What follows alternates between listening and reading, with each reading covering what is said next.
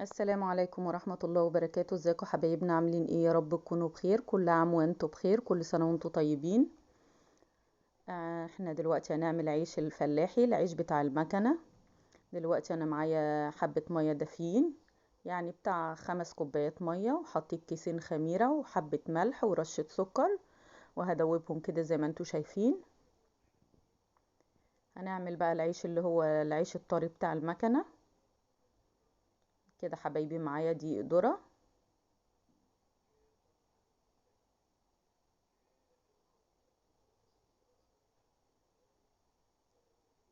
اذكروا الله يا حبايبي كده وصلوا على النبي. لا اله الا الله سيدنا ونبينا محمد رسول الله.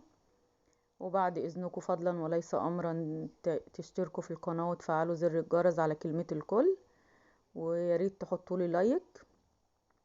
اللايك هو اللي بيرفع الفيديو. بعد اذنكم، كل عام وانتم بخير، كل سنه وانتم طيبين يا حبايبي. ربنا يبلغكم رمضان يا رب، ودعواتكم لاخواتنا في فلسطين، ربنا ينصرهم. كده حبايبي بقى انا بحلل الدقيق الذره.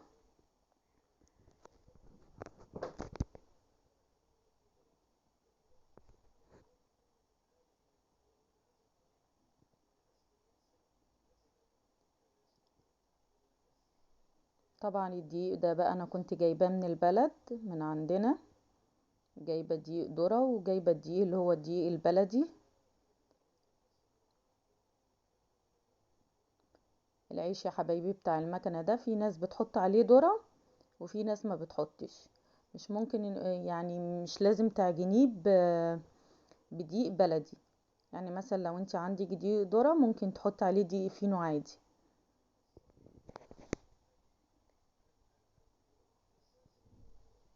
طبعا في ناس بتحط عليه دقيق ذره ابيض، وفي ناس بتحط عليه دقيق ذره اصفر، زي ما انت حابه يعني.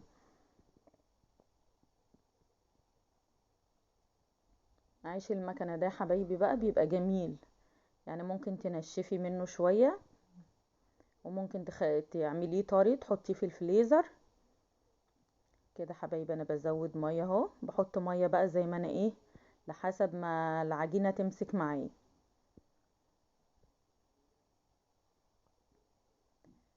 يا ريت يا حبايبي كده تشجعوني، عشان بصراحه انا ما بلاقيش تفاعل على الفيديوهات خالص. بعد اذنكم حبايبي يا ريت تقفوا جنبي كده وتشجعوني. طبعا انا ما بعملش يعني حاجه غلط ولا حاجه عيب، انا بقدم لكم محتوى كويس. فبعد اذنكم فضلا وليس امرا، لكل اخواتي كده بحبكم في الله، يا ريت تشتركوا في القناة كده وتنوروني وتحطوا لايك، عشان اللايك يا حبايبي هو اللي بيرفع الفيديو. بصراحة انا ما بلاقيش لايكات على الفيديوهات خالص، وفي فيديوهات بصراحة ما بيبقاش ليها 30 اي لازمة، وبتلاقي نسبة المشاهدات عليها عالية.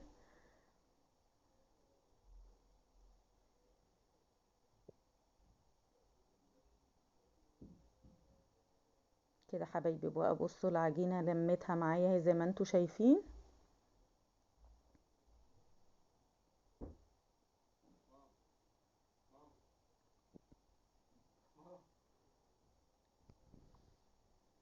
كده حبايبي بقى بقرص كده العيش زي ما انتوا شايفين.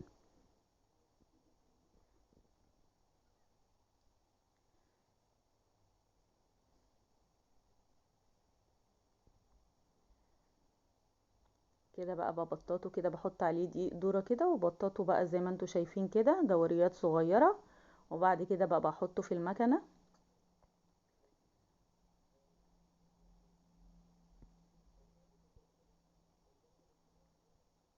طبعا بقى يا ريت تشاهدوا الفيديو للآخر، عشان هيحصل كارثة في الفيديو في الآخر هتشوفوها.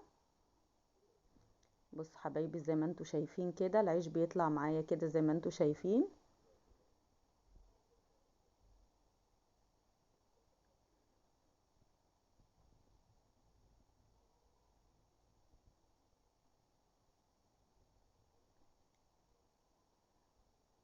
اذكروا الله يا حبايبي كده وصلوا على النبي. لا إله إلا الله سيدنا ونبينا محمد رسول الله.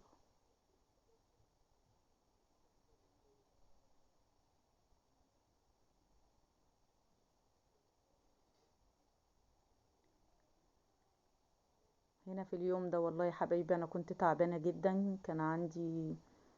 انا عندي املاح عالية على الكلى، فبصراحة كنت تعبانة جدا في اليوم ده. بس طبعا بقى يعني مين هيعمل لي؟ فلازم طبعا ايه، يعني كلنا بنقوم نعمل اللي ورانا وكده وبنعمل شغلنا. فربنا يا رب يقوي الامهات كلها يا رب ويديها الصحة والعافية.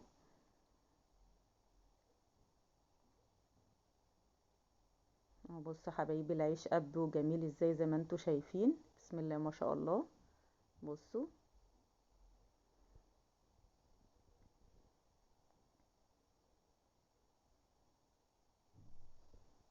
العيش ده بيبقى جميل جدا يا حبايبي لما بتعملوه بقى وتحطوه في الفريزر كده وتيجوا تطلعوه بيبقى حلو قوي.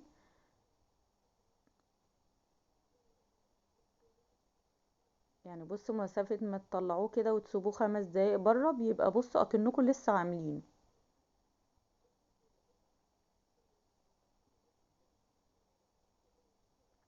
بصوا حبايبي بيقب ازاي. اهم حاجة في العجين انه يخمر كويس ويرفع كويس. يعني ايه يرفع؟ يعني العجينة ترتاح.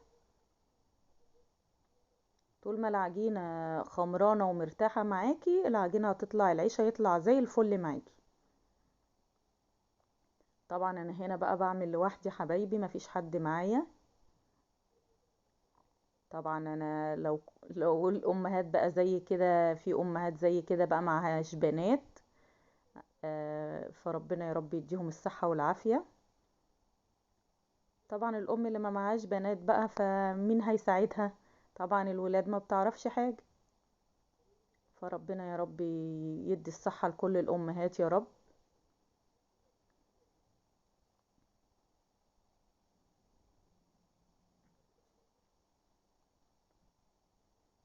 كده بقى دول اللي انا بطلعه ده بقى اللي بحمر وشه ده بسيبه بقى ناشف. بناكل منه كده جنب طبيخ جنب اي حاجة.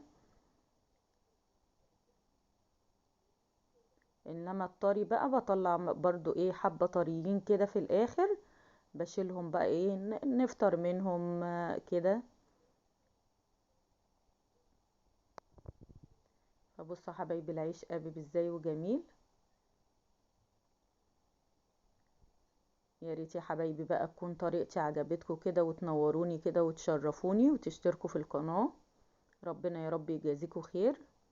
انا بصراحة يا حبايبي انا كنت بنزل فيديوهات على طول، بس بصراحة لما ما لقيتش تفاعل على القنوات وكده على القناة بتاعتي وكده ويعني ما بصراحة جالي زي اكتئاب كده، ما بقتش ليا نفس ان انا انزل بصراحة. فاتمنى من كل اخواتي كده بحبكم في الله انكم تقفوا جنبي كده وتشتركوا في القناة وتنوروني. عايزة اكبر بيكم، ربنا يجازيكم خير يا رب. كل اللي يقف جنبي كده وعدوا بزيارة الرسول عليه الصلاة والسلام.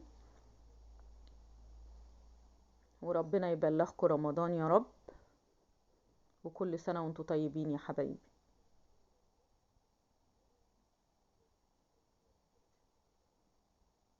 طبعا بقى انا حاطة صينية جنبي كده بطلع عليها العيش زي ما انتم شايفين بقى كده. بحط العيش في المكنة والفه كده. ولو انتي ما عندكيش مكنة ممكن تعمليه عادي بالنشابة، تقطعيه حتت صغيرة كور صغيرة كده وبالنشابة وتفرديه كده بالطول، او تفرديه مدور زي ما انتي حابة. يعني مش شرط ايه ما تقفيش على المكنة يعني لو انتي ما عندكيش مكنة.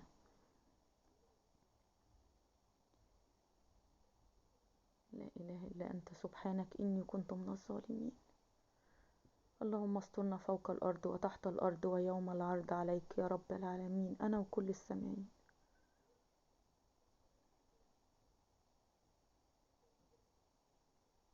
بص حبيبي العيش عامل ازاي ما شاء الله.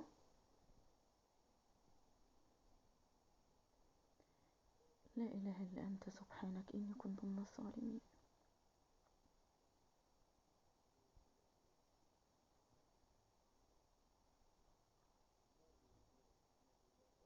وهي المكنه دي حبايبي مش غاليه والله، يعني هتعمل لها 250 جنيه ولا حاجه ولا 300 جنيه. انا كنت والله كنت جايباها في الرخص، كانت ب85 جنيه.